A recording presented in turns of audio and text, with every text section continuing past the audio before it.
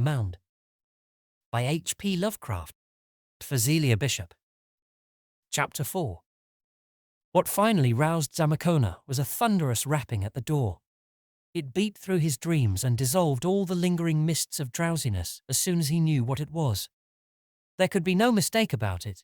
It was a definite, human and peremptory rapping, performed apparently with some metallic object, and with all the measured quality of conscious thought or will behind it. As the awakening man rose clumsily to his feet, a sharp vocal note was added to the summons, someone calling out, in a not unmusical voice, a formula which the manuscript tries to represent as Oxy Oxy Jayath Karnika Relax. Feeling sure that his visitors were men and not demons, and arguing that they could have no reason for considering him an enemy, Zamacona decided to face them openly and at once, and accordingly fumbled with the ancient latch till the golden door creaked open from the pressure of those outside. As the great portal swung back, Zamacona stood facing a group of about 20 individuals, of an aspect not calculated to give him alarm. They seemed to be natives, though their tasteful robes and trappings and swords were not such as he had seen among any of the tribes of the outer world, while their faces had many subtle differences from the American Indian type. That they did not mean to be irresponsibly hostile was very clear, for instead of menacing him in any way, they merely probed him attentively and significantly with their eyes, as if they expected their gaze to open up some sort of communication. The longer they gazed, the more he seemed to know about them and their mission. For although no one had spoken since the vocal summons before the opening of the door, he found himself slowly realizing that they had come from the great city beyond the low hills, mounted on animals, and that they had been summoned by animals who had reported his presence. That they were not sure what kind of person he was or just where he had come from, but that they knew he must be associated with that dimly remembered outer world which they sometimes visited in curious dreams. How he read all this in the gaze of the 2 or 3 leaders he could not possibly explain, though he learned why a moment later. As it was, he attempted to address his visitors in the Wichita dialect he had picked up from Charging Buffalo, and after this failed to draw a vocal reply, he successively tried the Aztec, Spanish, French and Latin tongues, adding as many scraps of lame Greek, Galician and Portuguese, and of the Babel peasant patois of his native Asturias, as his memory could recall. But not even this polyglot array, his entire linguistic stock, could bring a reply in kind. When, however, he paused in perplexity, one of the visitors began speaking in an utterly strange and rather fascinating language whose sounds the Spaniard later had much difficulty in representing on paper. Upon his failure to understand this, the speaker pointed first to his own eyes, then to his forehead, and then to his eyes again, as if commanding the other to gaze at him in order to absorb what he wanted to transmit. Zamacona, obeying, found himself rapidly in possession of certain information. The people, he learned, conversed nowadays by means of unvocal radiations of thought, although they had formerly used a spoken language which still survived as the written tongue, and into which they still dropped orally for tradition's sake, or when strong feeling demanded a spontaneous outlet. He could understand them merely by concentrating his attention upon their eyes, and could reply by summoning up a mental image of what he wished to say, and throwing the substance of this into his glance. When the thought speaker paused, apparently inviting a response, Zamacona tried his best to follow the prescribed pattern, but did not appear to succeed very well. So he nodded and tried to describe himself and his journey by signs. He pointed upward, as if to the outer world, then closed his eyes and made signs as of a mole burrowing. Then he opened his eyes again and pointed downward, in order to indicate his descent of the great slope. Experimentally, he blended a spoken word or two with his gestures, for example, pointing successively to himself and to all of his visitors and saying, "Unhomba," and then pointing to himself alone and very carefully pronouncing his individual name, Panfilo de Zamacona. Before the strange conversation was over, a good deal of data had passed in both directions. Zamacona had begun to learn how to throw his thoughts, and had likewise picked up several words of the region's archaic spoken language. His visitors, moreover, had absorbed many beginnings of an elementary Spanish vocabulary. Their own old language was utterly unlike anything the Spaniard had ever heard, though there were times later on when he was to fancy an infinitely remote linkage with the Aztec, as if the latter represented some far stage of corruption, or some very thin infiltration of loan words. The underground world, Zamacona learned, bore an ancient name which the manuscript records as Xenion, but which, from the writer's supplementary explanations and diacritical marks, could probably be best represented to Anglo-Saxon ears by the phonetic arrangement Cain-Yan. It is not surprising that this preliminary discourse did not go beyond the merest essentials, but those essentials were highly important. Zamacona learned that the people of Cain-Yan were almost infinitely ancient, and that they had come from a distant part of space where physical conditions are much like those of the Earth. All this, of course, was legend now, and one could not say how much truth was in it, or how much worship was really due to the octopus-headed being Tulu who had traditionally brought them hither, and whom they still reverenced for aesthetic reasons. But they knew of the outer world, and were indeed the original stock who had peopled it as soon as its crust was fit to live on. Between glacial ages they had had some remarkable surface civilizations, especially one at the South Pole near the mountain Kadath. At some time infinitely in the past, most of the outer world had sunk beneath the ocean, so that only a few refugees remained to bear the news to Cain-Yan. This was undoubtedly due to the wrath of space devils hostile alike to men and to men's gods, for it bore out rumors of a primordially earlier sinking which had submerged the gods themselves, including great Tulu, who still lay prisoned and dreaming in the watery vaults of the half-cosmic city Relax. No man not a slave of the space devils, it was argued, could live long on the outer earth, and it was decided that all beings who remained there must be evilly connected. Accordingly, traffic with the lands of sun and starlight abruptly ceased. The subterraneous approaches to Cain-Yan, or such as could be remembered, were either blocked up or carefully guarded, and all encroachers were treated as dangerous spies and enemies. But this was long ago.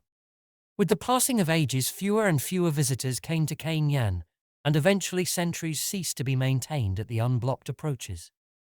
The mass of the people forgot, except through distorted memories and myths and some very singular dreams, that an outer world existed, though educated folk never ceased to recall the essential facts. The last visitors ever recorded, centuries in the past, had not even been treated as devil spies.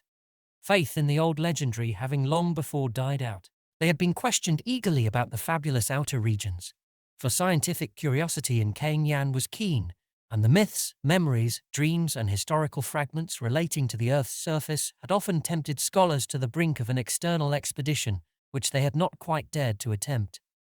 The only thing demanded of such visitors was that they refrain from going back and informing the outer world of Cain-Yan's positive existence, for after all, one could not be sure about these outer lands. They coveted gold and silver and might prove highly troublesome intruders. Those who had obeyed the injunction had lived happily, though regrettably briefly, and had told all they could about their world, little enough, however, since their accounts were all so fragmentary and conflicting that one could hardly tell what to believe and what to doubt. One wished that more of them would come. As for those who disobeyed and tried to escape, it was very unfortunate about them. Zamacona himself was very welcome, for he appeared to be a higher-grade man, and to know much more about the outer world than anyone else who had come down within memory. He could tell them much, and they hoped he would be reconciled to his lifelong stay. Many things which Zamacona learned about Cain-Yan in that first colloquy left him quite breathless. He learned, for instance, that during the past few thousand years the phenomena of old age and death had been conquered, so that men no longer grew feeble or died, except through violence or will.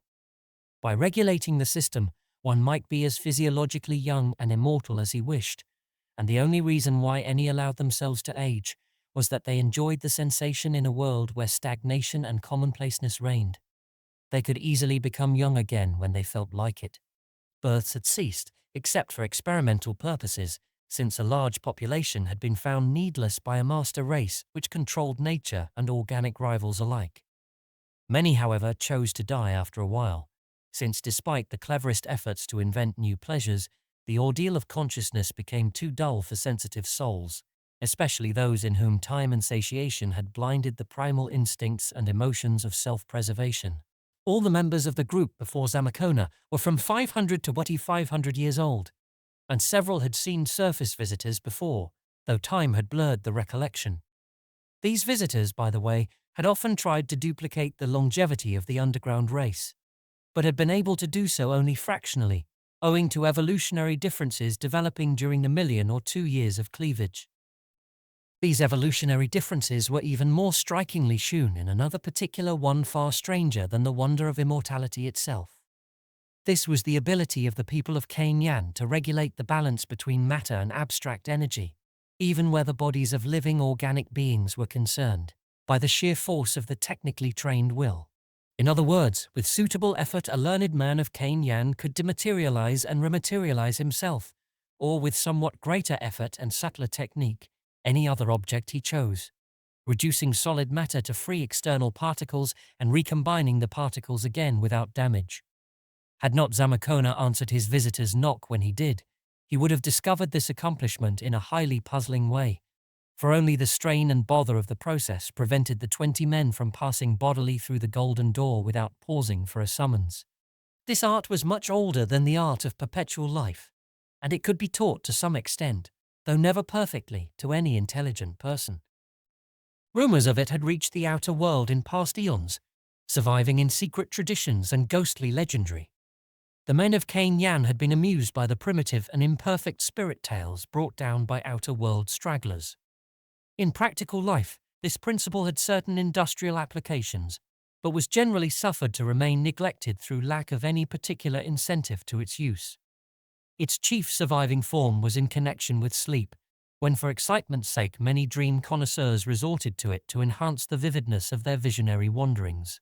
By the aid of this method, certain dreamers even paid half-material visits to a strange, nebulous realm of mounds and valleys and varying light, which some believed to be the forgotten outer world. They would go thither on their beasts, and in an age of peace live over the old, glorious battles of their forefathers. Some philosophers thought that in such cases they actually coalesced with immaterial forces left behind by these warlike ancestors themselves. The people of Cain all dwelt in the great, tall city of Tsath beyond the mountains. Formerly, several races of them had inhabited the entire underground world, which stretched down to unfathomable abysses, and which included, besides the blue Litten region, a red Litten region called Yoth, where relics of a still older and non-human race were found by archaeologists. In the course of time, however, the men of Tsath had conquered and enslaved the rest, interbreeding them with certain horned and four-footed animals of the Red Litten region, whose semi-human leanings were very peculiar, and which, though containing a certain artificially created element, may have been in part the degenerate descendants of those peculiar entities who had left the relics. As eons passed and mechanical discoveries made the business of life extremely easy, a concentration of the people of Tsath took place, so that all the rest of Cain became relatively deserted. It was easier to live in one place, and there was no object in maintaining a population of overflowing proportions. Many of the old mechanical devices were still in use, though others had been abandoned when it was seen that they failed to give pleasure, or that they were not necessary for a race of reduced numbers whose mental force could govern an extensive array of inferior and semi-human industrial organisms. This extensive slave class was highly composite, being bred from ancient conquered enemies, from outer world stragglers, from dead bodies curiously galvanized into effectiveness, and from the naturally inferior members of the ruling race of Tsath. The ruling type itself had become highly superior through selective breeding and social evolution, the nation having passed through a period of idealistic industrial democracy which gave equal opportunities to all, and thus, by raising the naturally intelligent to power, drained the masses of all their brains and stamina. Industry, being found fundamentally futile, except for the supplying of basic needs and the gratification of inescapable yearnings, had become very simple. Physical comfort was ensured by an urban mechanization of standardized and easily maintained pattern, and other elemental needs were supplied by scientific agriculture and stock raising. Long travel was abandoned, and people went back to using the horned half-human beasts instead of maintaining the profusion of gold, silver, and steel transportation machines which had once threaded land, water, and air. Zamacona could scarcely believe that such things had ever existed outside dreams, but was told he could see specimens of them in museums. He could also see the ruins of other vast magical devices by traveling a day's journey to the valley of Dana, to which the race had spread during its period of greatest numbers. The cities and temples of this present plain were of a far more archaic period, and had never been other than religious and antiquarian shrines during the supremacy of the men of Tsath. In government, Tsath was a kind of communistic or semi-anarchical state, habit rather than law determining the daily order of things. This was made possible by the age-old experience and paralyzing ennui of the race, whose wants and needs were limited to physical fundamentals and to new sensations. An eon-long tolerance not yet undermined by growing reaction had abolished all illusions of values and principles, and nothing but an approximation to custom was ever sought or expected. To see that the mutual encroachments of pleasure-seeking never crippled the mass life of the community, this was all that was desired. Family organization had long ago perished, and the civil and social distinction of the sexes had disappeared. Daily life was organized in ceremonial patterns, with games, intoxication, torture of slaves, daydreaming, gastronomic and emotional orgies, religious exercises, exotic experiments, artistic and philosophical discussions, and the like as the principal occupations. Property, chiefly land, slaves, animals, shares in the common city enterprise of Tsath, and ingots of magnetic Tulu metal, the former universal money standard, was allocated on a very complex basis which included a certain amount equally divided among all the freemen. Poverty was unknown, and labor consisted only of certain administrative duties imposed by an intricate system of testing and selection. Zamacona found difficulty in describing conditions so unlike anything he had previously known, and the text of his manuscript proved unusually puzzling at this point. Art and intellect, it appeared, had reached very high levels in Tsath, but had become listless and decadent. The dominance of machinery had at one time broken up the growth of normal aesthetics, introducing a lifelessly geometrical tradition fatal to sound expression. This had soon been outgrown, but had left its mark upon all pictorial and decorative attempts, so that except for conventionalized religious designs, there was little depth or feeling in any later work. Archaistic reproductions of earlier work had been found much preferable for general enjoyment. Literature was all highly individual and analytical, so much so as to be wholly incomprehensible to Zamacona. Science had been profound and accurate, and all-embracing save in the one direction of astronomy. Of late, however, it was falling into decay, as people found it increasingly useless to tax their minds by recalling its maddening infinitude of details and ramifications. It was thought more sensible to abandon the deepest speculations and to confine philosophy to conventional forms. Technology, of course, could be carried on by rule of thumb. History was more and more neglected, but exact and copious chronicles of the past existed in the libraries. It was still an interesting subject, and there would be a vast number to rejoice at the fresh outer world knowledge brought in by Zamacona. In general, though, the modern tendency was to feel rather than to think, so that men were now more highly esteemed for inventing new diversions than for preserving old facts or pushing back the frontier of cosmic mystery. Religion was a leading interest in Tsath, though very few actually believed in the supernatural. What was desired was the aesthetic and emotional exaltation bred by the mystical moods and sensuous rites which attended the colorful ancestral faith. Temples to great Tulu, a spirit of universal harmony anciently symbolized as the octopus-headed god who had brought all men down from the stars, were the most richly constructed objects in all Canaan, while the cryptic shrines of Yig, the principle of life symbolized as the father of all serpents, were almost as lavish and remarkable. In time, Zamacona learned much of the orgies and sacrifices connected with this religion, but seemed piously reluctant to describe them in his manuscript. He himself never participated in any of the rites save those which he mistook for perversions of his own faith. Nor did he ever lose an opportunity to try to convert the people to that faith of the cross, which the Spaniards hoped to make universal. Prominent in the contemporary religion of Tsath was a revived and almost genuine veneration for the rare, sacred metal of Tulu, that dark, lustrous, magnetic stuff which was nowhere found in nature, but which had always been with men in the form of idols and hieratic implements. From the earliest times, any sight of it in its unalloyed form had impelled respect, while all the sacred archives and litanies were kept in cylinders wrought of its purest substance. Now, as the neglect of science and intellect was dulling the critically analytical spirit, people were beginning to weave around the metal once more that same fabric of awestruck superstition which had existed in primitive times. Another function of religion was the regulation of the calendar, born of a period when time and speed were regarded as prime fetishes in man's emotional life. Periods of alternate waking and sleeping, prolonged, abridged, and inverted as mood and convenience dictated, and timed by the tail beats of great Yig, the serpent, corresponded very roughly to terrestrial days and nights. Though Zamacona's sensations told him they must actually be almost twice as long. The year unit, measured by Yig's annual shedding of his skin, was equal to about a year and a half of the outer world. Zamacona thought he had mastered this calendar very well when he wrote his manuscript, whence the confidently given date of 1545. But the document failed to suggest that his assurance in this matter was fully justified. As the spokesman of the Tsath party proceeded with his information, Zamacona felt a growing repulsion and alarm.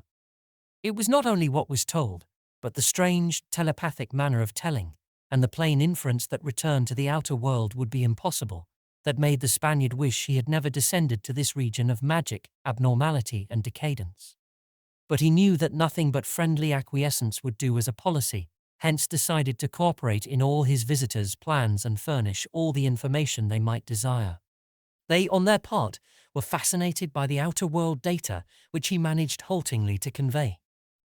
It was really the first draft of reliable surface information they had had since the refugees straggled back from Atlantis and Lemuria eons before, for all their subsequent emissaries from outside had been members of narrow and local groups without any knowledge of the world at large, Mayas, Toltecs and Aztecs at best, and mostly ignorant tribes of the plains. Zamacona was the first European they had ever seen, and the fact that he was a youth of education and brilliancy made him of still more emphatic value as a source of knowledge. The visiting party showed their breathless interest in all he contrived to convey, and it was plain that his coming would do much to relieve the flagging interest of weary Tsath in matters of geography and history. The only thing which seemed to displease the men of Tsath was the fact that curious and adventurous strangers were beginning to pour into those parts of the upper world where the passages to Cain Yan lay.